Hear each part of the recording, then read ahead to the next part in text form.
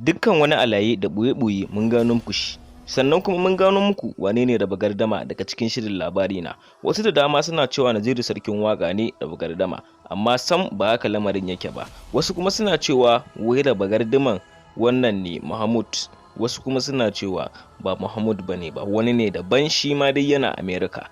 Assalamu alaikum, barkanmu da warhaka, barkanmu da sake saduwa da ku. Hai lau dai kar ka manta ka danna mana subscribe sannan ka taba mana alamar ƙaurar sanarwa ta yadda zamu dinga sanar da kai shirye-shiryen mu da zarar mun daura, sannan kai mana like kana kai mana comment domin jin ra'ayin bakin ka. Sannan muna so ka biyo mu har ƙarshen wannan bidiyo domin ka gane wa idanunka ko menene muke tafi da shi a yau dangane da shirin nan namu mai farin jini wato labari na.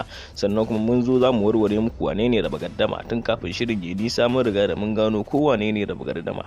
Mai sauraro assalamu alaikum. Shi dai wannan raba gardaman ba kowa bane ba face jarumin da kuka fi sani ko kuma mu ce muku wanda ya fi farin jini wato Naziru sarkin waka.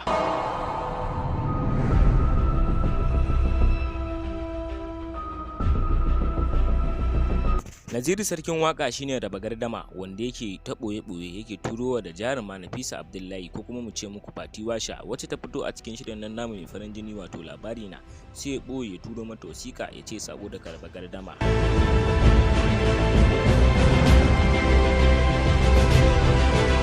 Yayin da yake turo wannan wasiƙa, ran Presido yana matuƙar faci wato Aliyu, shi kuma baya son haka domin yana da matuƙar kishi. Wannan dalilin ne ma yake sawa baya son ya je ƙasar waje domin a nema mai magani.